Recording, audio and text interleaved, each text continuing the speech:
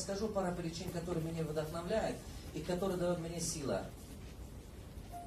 Понимаете, в 96 году, это 23 года назад, я приехал в Москву, и я был гастарбайтером. Первые полгода я жил на улице, и даже иногда ночевал в коробках, ночевал в крыше, ночевал в подъездах. Потому что я языка не знал, никого не знал, к кому обращаться, с кем поговорить даже. Ни у кого было спросить совета. Мои мечты о том, чтобы учиться в Москве, или мечта о том, чтобы кем-то стать большим или великим, что-то добиться в жизни, они были прямо как звезда на небе. Недостижимые. Нереально просто вспоминаю, когда об этом я задумался. Я только плакал по ночам и молился, что, Господи, когда-нибудь, Аллах, дай мне возможность изменить свою судьбу. Вот. Почему об этом сейчас рассказываю? Это означает, что если я смог, любой из вас способен это сделать. Но главное, что вы выбираете, каково ваше решение в жизни. Причин были много, которые меня вдохновили и до сих пор вдохновляют. Одна из больших причин, которая меня толкнула к этому, я не мог получать образование, я бросил 3 вуза. 3 вуза бросил, и это мне было в душе очень больно, очень было болезненно. Понимаете, я всю свою детство я отличником учился. У меня нету ни одной четверки, это аттестате. Только русский язык 4, потому что его тоже сдавал хорошо, зубрировал, отлично сдавал. Они на русском что-то меня спросили, и я не понял. Они сказали, вы что, не понимаете на русском? Я сказал, нет. И они ставили мне 4. И когда ты очень сильно, усердно учишься, и потом не можешь получить образование, это очень больно. Это была первая причина, которая меня толкнула, что деньги не должны стать причиной, чтобы ты выбрал другую судьбу. Они того не стоят.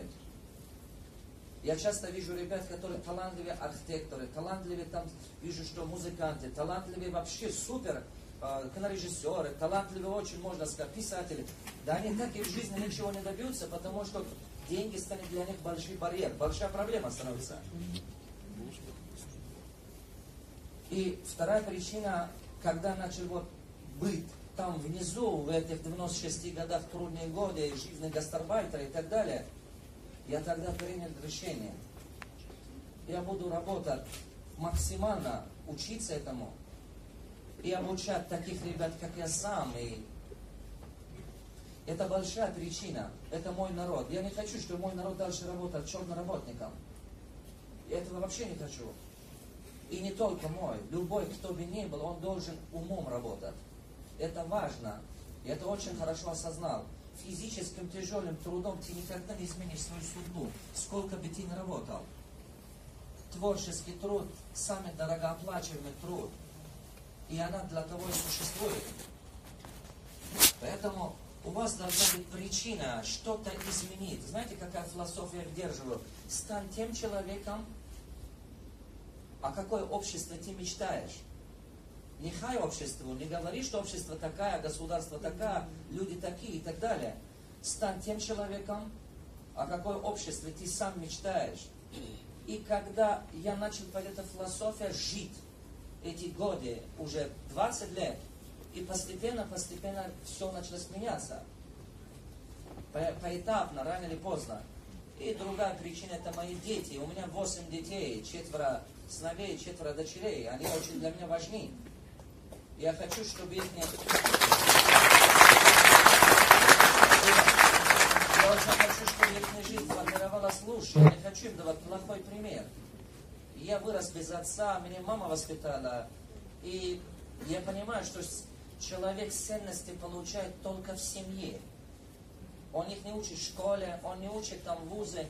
Вузы и школе дают образование, а ценности ты получаешь именно от жизни. Школа жизни дает тебе ценности. И либо если у тебя есть хороший наставник, и в основном семья. Семья дает тебе эти ценности. И вот это важно было для меня. Поэтому это до сих пор внутри меня боль. И она до сих пор меня двигает. Иногда мои ученики не выдержат, когда работают 24 часа, поверьте, рядом со мной, они через полгода, у них батарея как будто заканчивается. Они мне говорят, наставник, как так? Я говорю, ты понимаешь, у тебя должно быть чего-то, то, что тебе внутри не дает покоя по ночам.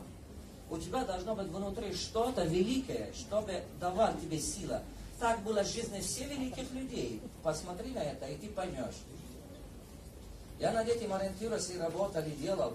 И я хочу вам сказать, если вы по-настоящему хотите добыться или держите в руках эту книгу, вы должны понять, что у вас должно быть именно это, то, что сейчас я сказал. У вас должна быть большая причина. Поверьте мне, когда большая причина есть, ни банкротство, ни трудности, ни критика, ни замечания, ничего не остановит вас. Ошибки будут, это нормально. Я был дважды банкротом и очень много, около 3 миллионов долларов долги, кредитов, проблемах. 174 человека я был в долгах и 4 банках. Я мучился больше, чем кого-либо, потому что, когда у тебя дохода нет, и ты столько унижений испытываешь, это очень сложно. Я видел и рекетёров, и бандитов, и кого угодно видел. Но это ничего, ничто иное по сравнению с вашей мечтой. И другими словами, это испытание. Вы пройдете через эти вещи, чтобы стать тем, о ком вы мечтаете. Это испытание. И я ко всем этим подхожу, как с точки зрения жизненной философии, это похоже как золото. Посмотрите золото. Люди носят золото в руках. А почему они носят его в руках? Идея в чем заключается? Смысл в чем? Понимаете? Если ты хочешь стать дорогой, если ты хочешь стать дорогая, пройди путь это золото. Ты должен этот путь пройти. А какой путь? Золото проходит через огонь, потом попадает между наковальней и молот. И его бьют очень много раз. Отшлифуют очень много раз. И очень-очень много раз. А потом люди мечтают его носить в руках. То есть на руках. Однажды, рано или поздно, и вы тоже станете таким человеком, который дорогой или дорогая. Если пройдете частичный путь, скажем, испытания, то, что проходит золото. Хотя бы частичный этот путь надо пройти. Тогда гарантированно успех будет однозначно. Поэтому, когда вы делаете бизнес, в этом книге написал очень по-подробному формуле. Например, вообще бизнес делается, отталкиваясь из 4 вещей. Первый, либо вы делаете это как дело моей жизни. То есть вы готовы посвятить это дело всю свою судьбу, всю свою жизнь. Второе, либо вы делаете бизнес для того, чтобы иметь денежный поток, чтобы потом от этого денежного потока купить свою мечту или делать, посвятить свою жизнь то, что вы мечтаете. Третье, либо вы делаете бизнес с такой целью, изначально ваша стратегия такой, что его сделать так, построить его до определенного уровня, потом продать, и у вас будет чуть больше капитала, и вы перешагните этот барьер, который очень большинство не могут. Это самый первый шаг. Большинство людей дают до 200, до 300 тысяч долларов дохода годового и не могут эту планку выше миллиона поднимать. А если ты строил бизнес прибыльный и продали его, тебе намного проще будет другой бизнес взяться, более растущий рынок и двигаться. Изначально должна быть некая стратегия. Четвертая вещь, либо ты делаешь бизнес изначально с такой стратегией, чтобы потом его вывести IPO, продавать ценные бумаги, акции и так далее. То есть у вас изначально должно быть конкретное видение, куда вы идете. А потом здесь расписаны формулы, как, например, начинать. Очень важно, чтобы у вас была, даже как выбрать идея, это большая задача. Почему? Любая идея, которую вы начинаете что-то делать, это могут занимать у вас 10 лет жизни. Иногда 5 лет жизни, иногда 20 лет жизни. Иногда всю вашу жизнь занимает. А как понять, что это есть та идея, которая тебе нужна? Когда у человека нет конкретных профессиональных знаний, все то, что глаза видят, кажется, что выгодным. Все то, что в голове мысли человека происходит, обычно природа человека такое. Человеку кажется, что свои собственные мысли, они сами правильные. Поэтому иногда мы спорим с другими, хотя мы не правы. Даже не учитывая мнение других людей, мы спорим. Даже иногда распознавая это. Хотя, может быть, наше мнение далеко не прав, но мы пытаемся спорим доказать, что якобы ты прав. Почему? Потому что собственные мысли всегда кажутся правильными. Вот. Поэтому здесь есть конкретные формулы. С какой идеи надо начинать? Надо взяться именно с той идеей, которая она либо новая, либо уникальная. Это очень важно. Либо новая, либо уникальная. Надо браться с той идеей, у которого уже есть существующий спрос. Два момента есть. Либо ты создашь спрос, либо ты обеспечишь спрос. Но проще будет обеспечить спрос. А когда ты самому создашь спрос, это больше время, больше денег ты тратишь на создание рынка. Третья вещь – высокий потенциальный рост. Очень важно, что в этом идее был высокий потенциал роста. То есть через 5 лет, 10 лет, где я буду, если этим займусь. Если ты не видишь через 5-10 лет, где ты находишься, даже то, что ты сейчас делаешь, прекращай это заниматься.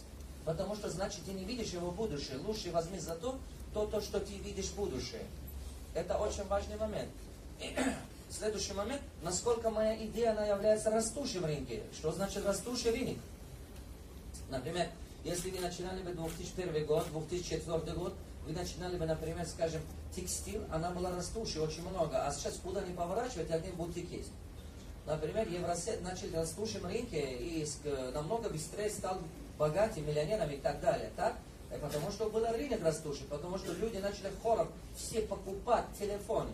Сейчас у всех есть 1-2 телефона. Они не будут сейчас покупать много телефонов, но они будут покупать только носки, только запчасти. Раньше как носки начали все покупать, телефоны, так? И резко начала массовая продажа. Сейчас то же самое. Но только вы должны найти, какой рынок будет растущий. Чтобы понимать, рынок растущий или нет, задавайте себе такой вопрос. На что люди будут тратить деньги дальше? Посмотрите свои братья и сестры, посмотрите своих родственников, посмотрите друзей, посмотрите коллеги. К чему им тянет, на что они готовы тратить. Я недавно себе этот вопрос задавал 100 раз и писал письменный ответ, на что они готовы тратить деньги, на что они будут тратить деньги и так далее, и так далее. Я писал. Я нашел несколько вещей, которые и свои бизнесы адаптировал на них. Одна из них, люди будут на образование тратить деньги, поэтому я начал везде строить школы. Потому что уже хвастаться о том, что у тебя крутой телефон, крутой машина, это время ушло.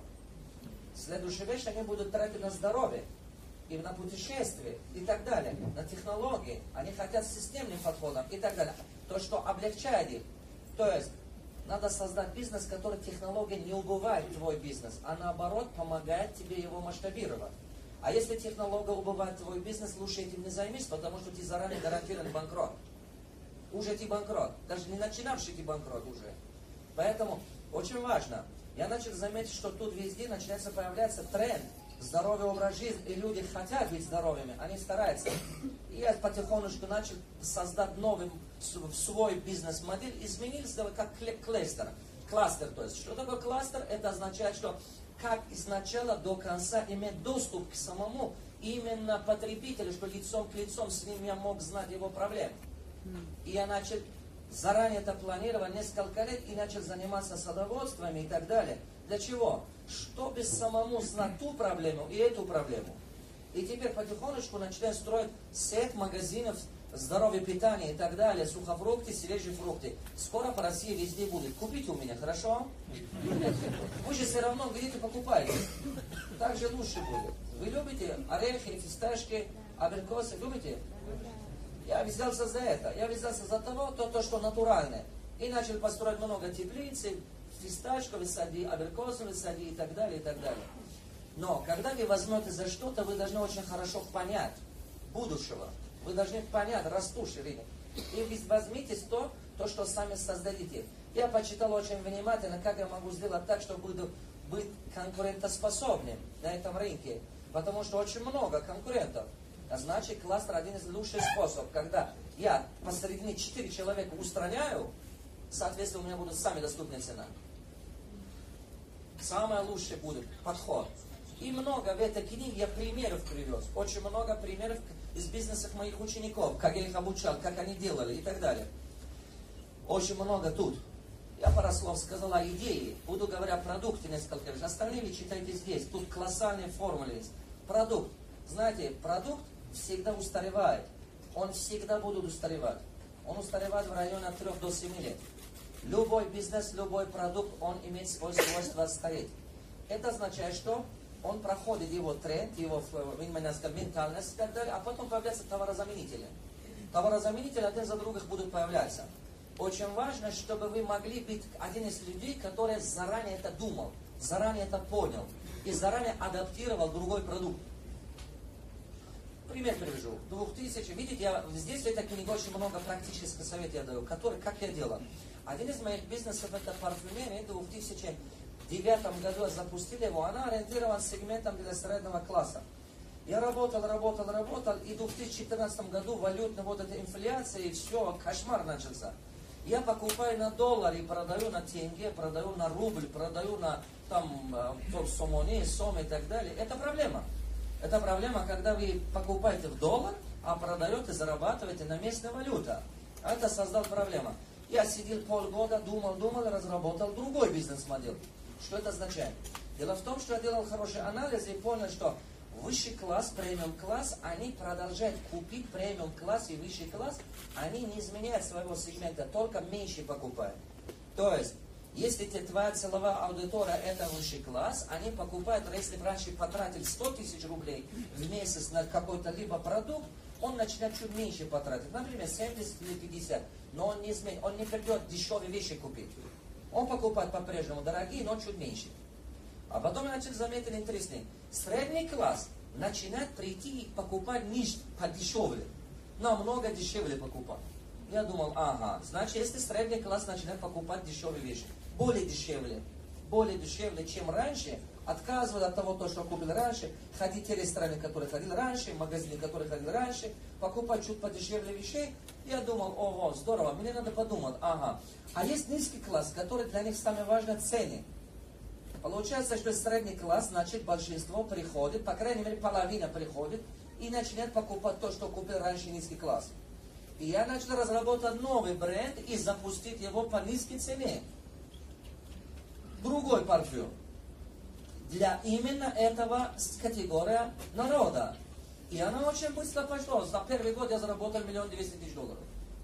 Чистая прибыль. Хорошая идея, правда? Кто понял? Кто хорошо понял? Я ставлю эти вопросы специально, чтобы вы должны, видите, от примеров быстрее учитесь, правильно? От примеров легче вникаете и так далее. Главное видеть. Я тут хожу по этому городу, вижу кучу возможностей, что можно стать миллионером. Очень много. Вы верите, очень много возможностей стать миллионером. Как надо стать миллионером? Надо найти сначала продукт, на который вы можете $1 заработать. Неважно, это какой продукт или услуга. Вы $1, чтобы могли заработать. А когда вы это $1 можете зарабатывать, подумайте, какую стратегию использовать, чтобы это 10 раз увеличить. Сядьте и подумайте, как 10 раз это увеличить. Возможно, это займет иное количество времени у вас. Ошибки будут. Это нормально. А потом начните изучать, кто это уже сделал, похожие вещи. В мире полно есть. В мире обязательно найдется люди, которые кто-то это сделал уже. Вам будет проще. Какую философию я сейчас использую? Я сейчас хочу стать миллиардером, у меня такая стратегия сейчас. 20 миллиардеров я расписал 20 миллиардеров, и изучаю пошагово, как они стали миллиардерами.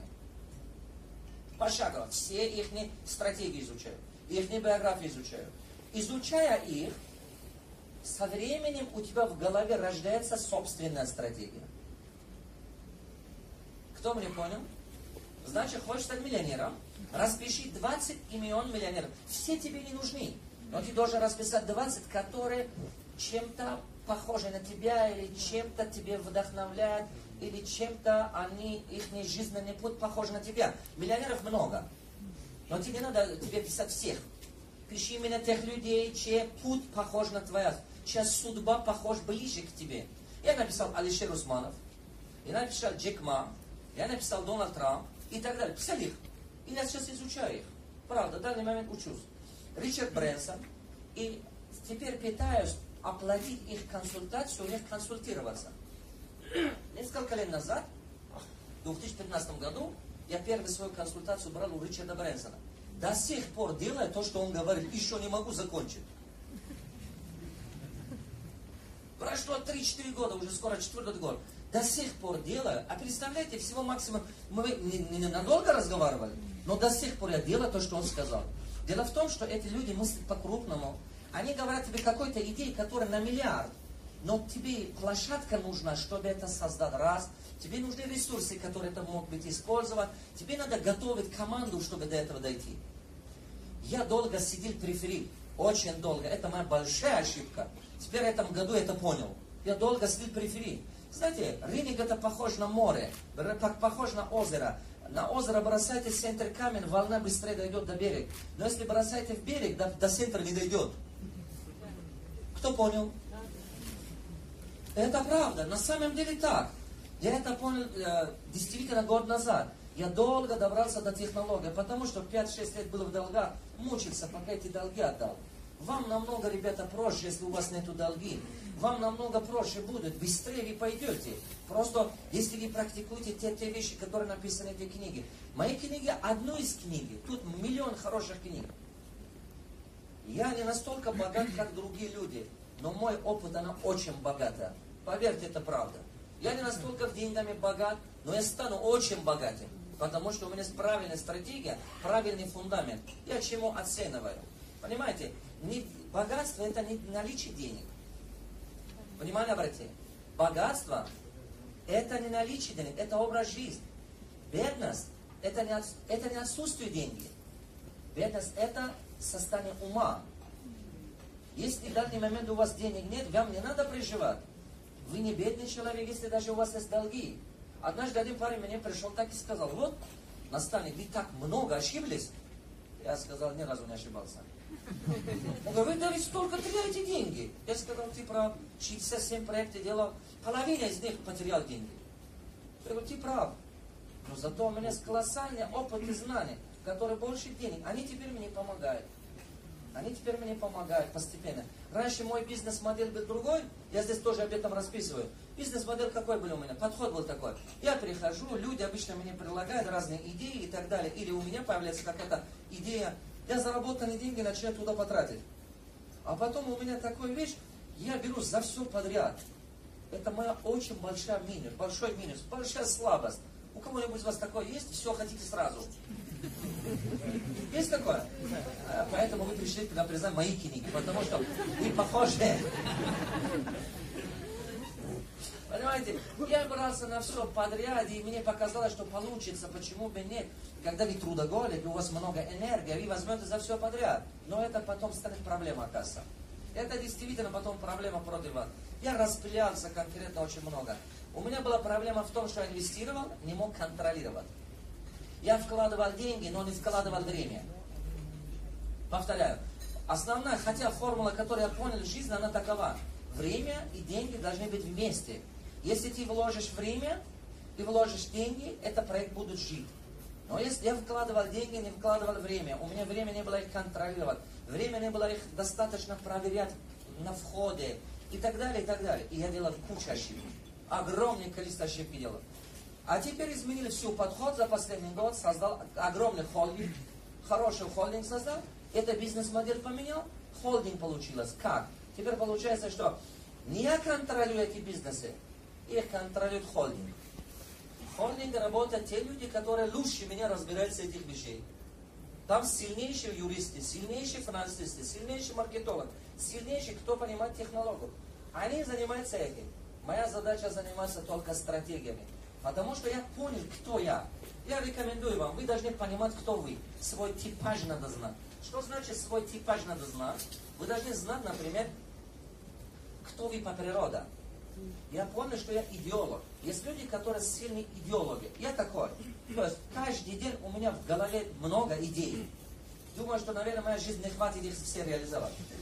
У кого из вас такое бывает? Очень много идей. И не знаешь, какой из них реализовать, какой из них оставить вообще навсегда. Так же? Вот. В начальном пути очень важно знать, за что браться.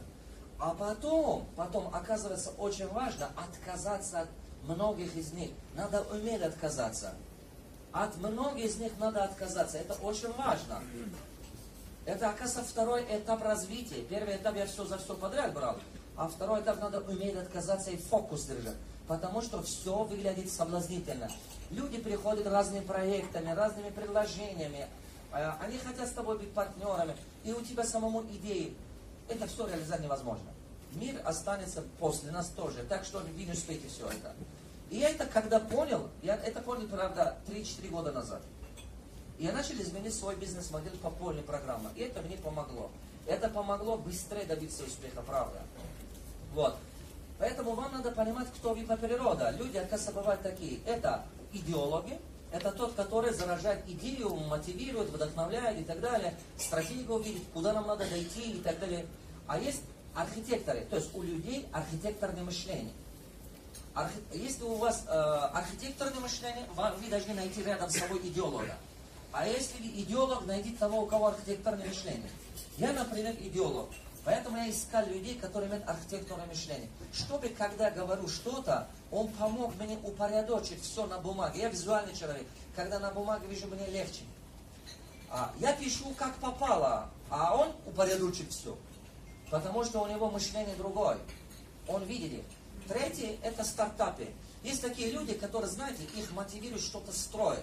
Например, магазин открывать, строить здание и так далее, строить завод. А вот магазин открыть они хорошо умеют, а потом вести работу не умеют. У них не получается. Они открывать бизнес хорошо умеют. Управлять бизнесом не получится у них. Вы должны понять, кто вы по природе, что вас мотивирует, вдохновляет. Чтобы вы были потоками энергии, понимаете, чтобы что-то делать, энергия нужна делать. И вот, четвертая категория, это кто? Это операционники. Вот, есть люди, которые любят порядок, есть люди, которые очень любят план, отчет, есть люди, которые четко любят статистику, есть люди, которые, им не надо лишнее ничего. Они говорят, вот ты, вот дай мне готовый, я сам веду его. Найти такого, кто это так будет управлять. Когда я это понял, мне проще стал бизнес строить, намного легче стал бизнес строить. Вы не можете самому один все эти вещи делать. Вы не можете. Вы можете это один делать это все, когда у вас одна аптека, одна там ларек, там овощи продаете, одно небольшой магазинчик, или одно там, скажем, магазин одежды, а когда у вас 30, 100, 500 и так далее, это невозможно. А это зависит от вашего мышления. Зависит от вашего мышления. Вы должны изменить свое мышление, чтобы это понять. Это очень важно. Поэтому, когда прочитаете эту книгу, она вам супер возможности дает, помогает. Почему так должно быть? И я хочу вам еще кое-что сказать. Еще одну ключевую мысль скажу из этой книги. Делайте те бизнесы, которые можете запустить, а рядом с ним сопутствующие бизнесы. Пожалуйста, внимание обратите. Делайте те бизнесы, которые рядом с ним вы можете запускать еще сопутствующие бизнесы.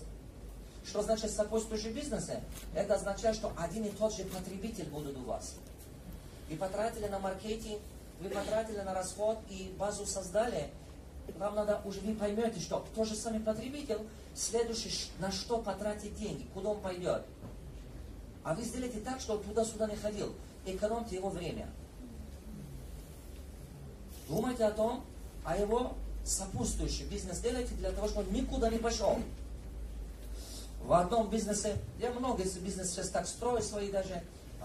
Мой ученик, он занимается базой, он продает стройматериалы. Основном он продавал цемент. Он в основном продавал цемент. Приходит мне, говорит, наставник, я продаю цемент. Каждый месяц энное количество вагонов и так далее.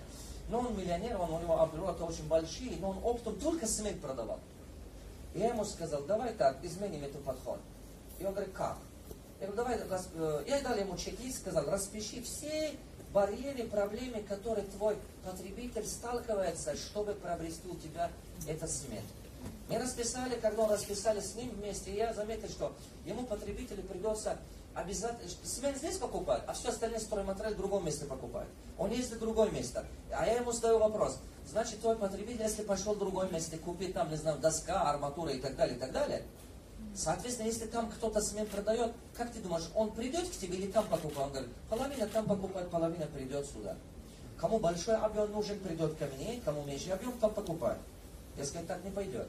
А потом начинаем спрашивать. Я выяснил, что на самом деле у него в основном покупают не строительные компании, по большому счету, как он думал. По большому обычный народ, оказывается, покупает у него.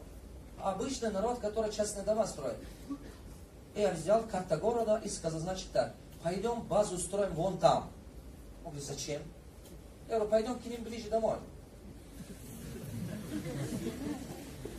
Он говорит, наставник, это же расход. Я говорю, ты не переживай, за полгода окупается это все. Чтобы делать база, строительная база, всего лишь надо просто ограждение делать и навес делать, много чего не уходит. И я поставил. Потом потихонечку ему наставил, чтобы поставить и арматуру, и доску рядом. Сейчас у него очень хороший бизнес-модель. Мы как делаем? Мы приходим в любой город, где видели на участок для частных домов, в любом городе, Мы приходим в этот участок, построим свою базу и начнем продавать все самые необходимые вещи. И рядом сразу есть отдельный магазинчик, где все мелочи продают. Шрубы, мастровки, туда-сюда. И теперь этот клиент никуда не уходит, раз. Во-вторых, теперь там написано везде телефоне. Мы знаем, что вы очень занятый человек. Вы просто оставьте телефон, из дома можете звонить, или ваш мастер, мы все сами привозим к вам домой и так далее. Потому что мы знаем, что кто начал стройку домов и так далее, просто разносим несколько мешок бетона туда со смета, бросаем им везде. Его оборот 6 раз вырос.